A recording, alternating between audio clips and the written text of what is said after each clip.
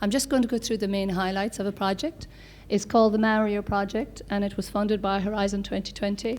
Forgive me, I'm hoarse, so apologies in advance. And basically, the whole idea of the project came about at looking at trying to combat loneliness and isolation in people with dementia.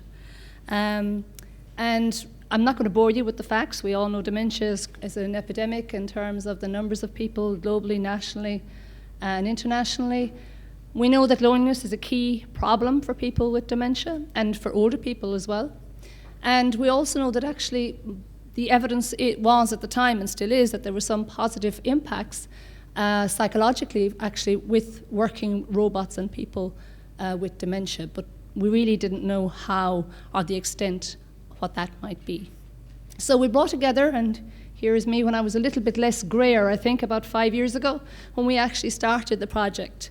And we had 10 partner countries, 3 pilot sites, one which was actually in Italy, and in the UK in the community. And we were very, very clear at the outset that the robot was an adjunct. It was not a replacement. So we saw it as something that would actually support and help care, but not replace healthcare workers. So it was an iterative user-led design, and I always say to people, when I started this project, I never thought I'd be working in robotics. This was never something I envisaged. The most I knew about robotics was Star Trek and R2-D2 and all of that. So I would have laughed at you if you told me this 5 years ago, that this is where I'd end up. And so when I went to talk to people and to ask them and say, what would you think about if you had a robot to help you? And I expected, and this was my bias, I expected older people and people with dementia not to buy this, actually that they wouldn't really want this. But I thought, sure, I'll go ahead and I'll see, but I'm sure they'll laugh me out of it. And I was totally blown away. They really wanted it. They really said, whatever will help to keep me independent for longer, whatever will give me more autonomy, give it to us, we want it. And then I went back with a whole new vigor of life and got the team together and said, yeah, we really must go for this. People actually said that they would actually try it. They were the different things. I'm not going to actually focus on those. These were the things that people said that they wanted.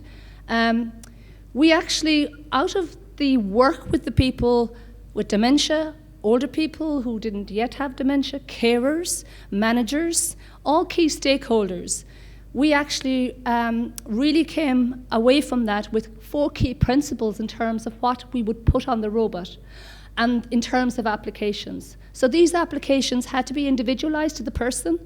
They had to give the person some sense of autonomy and choice. The system had to be designed to promote the person as a way of maintaining their memory, and the technology had to be designed so that it was easy to use and user-friendly. And we ended up with actually a number of personalized apps. And the one that was the most popular was My Memories, and that's why I've put it on top of the list. The second one was My Music. The My Memories app was a reminiscence app that we created with the family members and the person with dementia and the carers in the long-stay care units to actually give the person a choice in terms of looking at old photographs, generating conversations, and it was the one that was found to be the one that was used the most often. That one and the music app.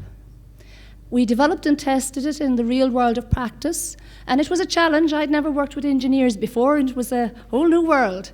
Their ideas were up here, blue sky, thinking, oh, this will be lovely to have this. And I'm saying, but they really just want this down here. That's all we wanted to move from A to B. We don't really want it to sing and dance. We just wanted to do the basics. It was continuous interaction from September 2016 to 2017 and tested with 91 people with dementia. It was done, as I said, in terms of the across 3 sites.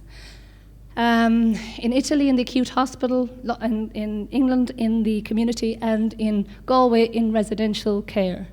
In the pilot site, I'm just going to tell you about the pilot site from the Irish context. There was 10 people with dementia, 6 relatives, 8 formal carers. You can read it up there. 24 sessions. Over 2 months, we actually evaluated it. And this is one of the first projects, actually, and the longest. And this is, 2 months may not sound very long, but in terms of technology projects and the amount of time we spent testing, with people with dementia. To date, it is one of the longest duration of testing and development in terms of robotic technology. These were our findings, really. 4 key positive effects. People found that this was acceptable to use within dementia care. They were enthusiastic and positive about Mario and the deployment of social robots in dementia care. And one of the things we had built into it, which was, I suppose, from our experience as researchers, was we had to actually gauge our withdrawal of the robot from the context, because they became attached to the robot, so that ethically it wouldn't have been right to just take it out overnight. So we actually had to scale it back, taking it out. It did reduce loneliness and isolation. People with dementia spent less time alone and they're more socially engaged. We found that their grandchildren were visiting more often, because actually Grandpa had a robot and they could actually interact and play with the robot. Provided a distraction, often referred to as a friend, or where's the music man, where's he gone? Engaged cognitively, people actually spent more time doing interactive games. So there was one particular gentleman who actually was quite agitated and used to always get agitated for the staff. And when he interacted with Mario, and he was like playing with Mario, and he came across one of the application games was painting, and he totally became engrossed in painting. And one day, one of the first days he spent 40 minutes actually painting on the app, and the staff and the relatives were like, he never spends that much time, he always gets agitated, this was amazing. And they never knew he could actually paint. So the staff actually got to know things about their clients who had been there for quite some time, which they didn't know before. And overall, really, there was an improvement on quality of life. And this is really just the next step in terms of what some people said. Oh, I'd love one of these Marios, so if you buy one, I'll give you the money. Of course, I can talk to her, Mario. She's lovely. She's tolerant. I feel I'm not tense. I'm not afraid. She's Mario. Very relaxing. That's a good thing. She makes me feel normal. They develop relationships, and this is some of the things they said. He breaks it up. Like, he breaks up the time that I'm thinking about being outside. And this was a gentleman who'd been in the nursing home for about 6 or 7 months at this stage, and all he wanted to do was get out and go home. Where did the man Mario with the music go? I would have gone with him if I'd known. He cheered me up, helped lift my mood. Yeah, cheered me up in general. He'd make you good. Did he make you feel good? He would. I always thought that he'd make you feel good. And I'm just going to share with you if it works. You, Mary. Tell me more about that. How you doing? Button here, yeah, perfect. Oh, we're nosy. Want to see what your family look like? That's you, Mary. Tell me more about that. How you doing? That's you and Mary. Yeah. Where were you dressed What up? are you doing, Mary? That photo needs an explanation, Mary. Come on, press again now. See, where are you? Where am I pressed? Purple The one. purple one here that says next photo. Perfect. Oh, you might just try one more Try it time. again. That's you, Mary, in the photo, with your daughter Frida and your son Robbie. Tell me about that day. What were you all doing? Now, where were you that day? This side. My God. Just look at the lovely blouse on you. Where were you that day? Well, there's candles in the background. That was me here. You know, that's you. Don't try to look funny. Look well. Where was that taken? That must have been taken in a hotel, was it? Look at the candles. Yeah. That must be taken in. Okay, great. Okay, so that's just to give you an excerpt. I'm not going to bore you with another one that I had here, so we'll just move on. Really, from the relatives' points of view, they were very positive. They were saying, he could do it. I know they were saying that he was doing painting. He would stuff them up in his room, and he spent 40 minutes one evening doing it, which was great. 40 minutes, even the nurses were surprised to see him doing it for 40 minutes. You'd carers and managers felt that, things like, well, now nobody would expect what he would be doing, but the fact, and I realised that, he had the abilities to go with the touchscreen and everything, apps and whatever. I just thought it was a great idea. But there were concerns and challenges. Okay, it wasn't all rosy in the garden. There were negative attitudes and concerns towards the use of robots in caregiving. There were concerns, even though we had done education with the staff and we had prepared staff, there was staff turnover, and we reckoned that some staff may not have got the full impact of the education that we were giving. And people thought, well, the robots are they're going to take over our jobs, they're going to replace us, we really need more nurses, we need more OTs, why spend the money on that? Stage of dementia was an issue. We had long stay care, so they had more advanced dementia, so they had more difficulties than in, say, in Italy, where there were more mild dementia.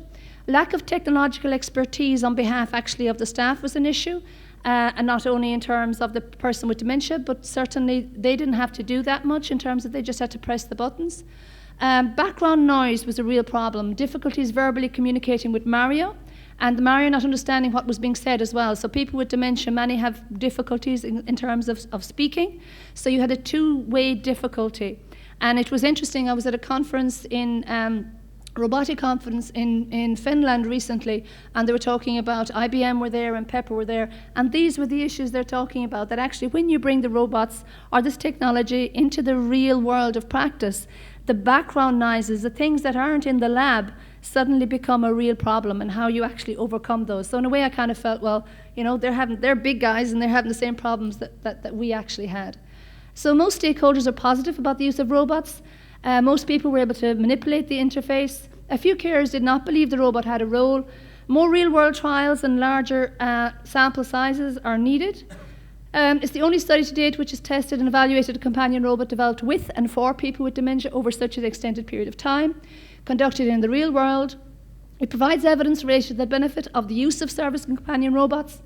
Social engagement and connectivity was enhanced, but there is limitations. It's small sample sizes, absence of a fully autonomous robot, constant presence of a researcher at a distance makes it difficult to disengage impact, but nevertheless the findings indicate promising trends, and these findings indicate that social robots do have real potential. Thank you very much.